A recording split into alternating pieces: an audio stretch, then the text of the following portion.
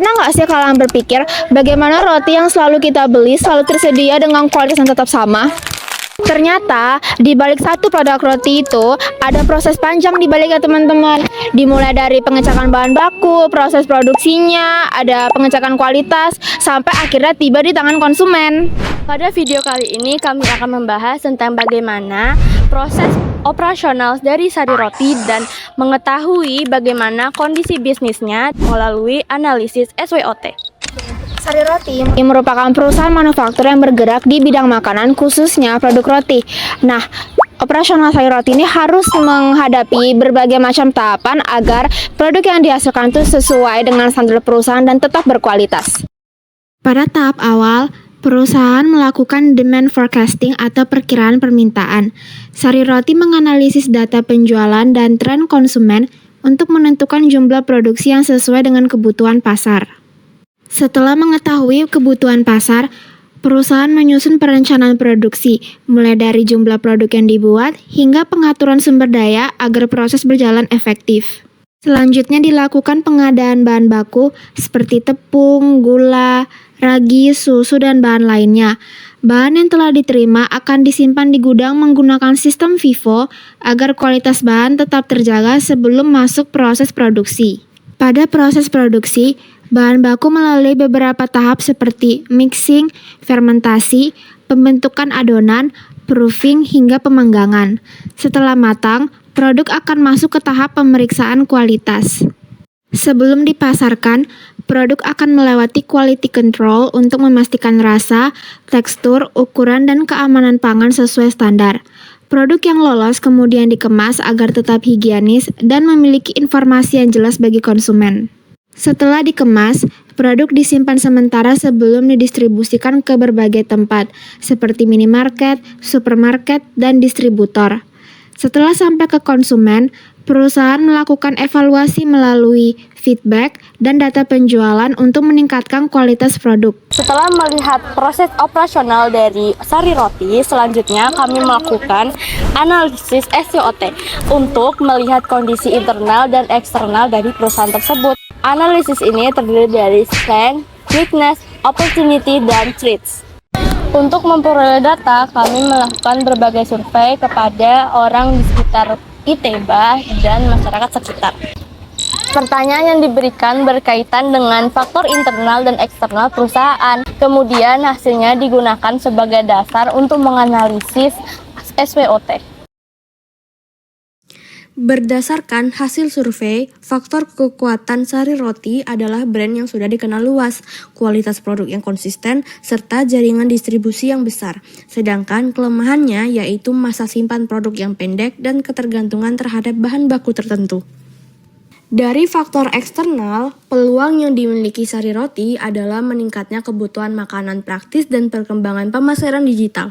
Sedangkan ancamannya berupa persaingan industri yang semakin ketat, kenaikan harga bahan baku, dan perubahan selera konsumen. Setelah mendapatkan hasil survei, langkah berikutnya adalah melakukan perhitungan IFAS dan EVAS. IFAS digunakan untuk menghitung faktor internal yaitu strength dan weakness, sedangkan EVAS digunakan untuk menghitung faktor eksternal yaitu opportunity dan threat. Cara menghitungnya dimulai dengan mengalihkan setiap jawaban responden sesuai skala Likert, yaitu sangat setuju 4, setuju 3, tidak setuju 2, dan sangat tidak setuju 1. Seluruh hasil perkalian dijumlahkan, kemudian dibagi dengan jumlah responden untuk memperoleh nilai rata-rata. Setelah itu, nilai rata-rata dibagi 4 lalu dikalikan 10, sehingga diperoleh skor. Sebagai contoh, pada IFAS faktor kekuatan nomor 1, jumlah jawaban responden adalah 21 sangat setuju, 25 setuju, 3 tidak setuju, dan 1 sangat tidak setuju. Setelah dihitung, diperolehlah skor 8,2. Kemudian nilai rata-ratanya dibulatkan, sehingga bobotnya menjadi 3. Sehingga total nilai faktor tersebut adalah 11,3. Perhitungan yang sama dilakukan pada seluruh faktor kekuatan, sehingga diperoleh total 43,9. Selanjutnya, faktor kelemahan juga dihitung dengan cara yang sama dan menghasilkan total 40,2. Untuk memperoleh nilai sumbu X, total kekuatan dikurangi total kelemahan, yaitu 43,9 dikurangi 40,2, sehingga diperoleh hasil 3,7. Selanjutnya, untuk tabel EVAS, cara perhitungannya sama seperti IVAS, sehingga diperoleh total faktor peluang sebesar 44,87 dan total faktor ancaman sebesar 42,14. Selisih keduanya menghasilkan nilai Y dengan 2,73. Setelah mendapatkan nilai IVAS dan EVAS, hasil tersebut digunakan untuk menentukan posisi perusahaan pada kuadran SWOT. Kuadran ini membantu menentukan strategi yang sesuai berdasarkan kondisi perusahaan. Setelah dilakukan perhitungan IVAS dan EVAS, hasil analisis SWOT dari Sari Roti menunjukkan bahwa perusahaan berada pada kuadran 1.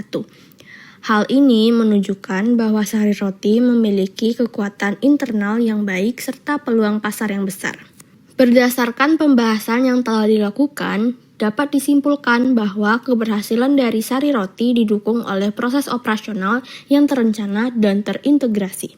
Melalui analisis SWOT, perusahaan dapat mengetahui kondisi internal dan eksternal sebagai dasar dalam menentukan strategi bisnis. Strategi yang tepat untuk diterapkan pada kondisi ini adalah strategi SO atau Strength Opportunity. Strategi ini berfokus pada penggunaan seluruh kekuatan perusahaan untuk memaksimalkan peluang yang tersedia. Dengan kata lain, perusahaan tidak hanya mempertahankan keunggulannya, tetapi juga memanfaatkannya sebagai modal untuk memperluas pasar, meningkatkan kualitas produk maupun layanan, serta memperkuat daya saing. Pada penelitian kami, beberapa strategi yang dapat diterapkan di antara lain meningkatkan kualitas produk dan pelayanan agar kepuasan pelanggan tetap terjaga, memanfaatkan media sosial sebagai sarana promosi yang lebih aktif dan menarik, mengembangkan inovasi produk sesuai kebutuhan pasar, serta memperluas kerjasama dengan berbagai pihak untuk meningkatkan jangkauan pemasaran. Dengan menerapkan strategi tersebut secara konsisten, diharapkan perusahaan mampu mempertahankan keunggulan yang dimiliki, sekaligus memanfaatkan peluang yang ada untuk mencapai pertumbuhan bisnis yang berkelanjutan. Jadi, melalui analisis IVAS dan EVAS dan SWOT, ini dapat disimpulkan bahwa perusahaan berada pada posisi yang menguntungkan. Oleh karena itu, fokus utama perusahaan adalah terus mengembangkan kekuatan yang dimiliki dan memanfaatkan peluang yang tersedia agar mampu menghadapi persaingan di masa mendatang. Sebagai penutup, kami berharap materi yang telah kami sampaikan dapat memberikan gambaran mengenai bagaimana analisis SWOT digunakan untuk mengetahui kondisi perusahaan dan menentukan strategi yang paling tepat.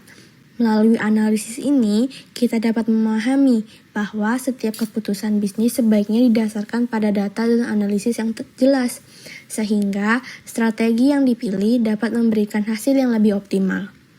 Selain itu, hasil analisis SWOT juga dapat menjadi bahan evaluasi bagi perusahaan untuk terus meningkatkan kualitas, memperbaiki kekurangan, serta memanfaatkan peluang yang ada dengan melakukan evaluasi secara berkala. Perusahaan diharapkan mampu menghadapi perubahan lingkungan bisnis dan tetap memiliki daya saing di masa yang akan datang. Pada akhirnya, keberhasilan suatu perusahaan tidak hanya ditentukan oleh produk atau jasa yang ditawarkan, tetapi juga oleh kemampuan perusahaan dalam mengendali kondisi internal dan eksternal, kemudian menyusun strategi yang tepat berdasarkan kondisi tersebut. Oleh karena itu, analisis SWOT menjadi salah satu alat yang paling penting dalam mendukung proses perencanaan dan pengambilan keputusan bisnis. Semoga pembahasan yang telah kami jelaskan dalam video ini dapat menambahkan pemahaman mengenai proses analisis SWOT, mulai dari tahap perhitungan hingga penentuan strategi yang sesuai dengan kondisi perusahaan. Terima kasih telah menyimak video ini sampai selesai. Sampai jumpa di pembahasan berikutnya.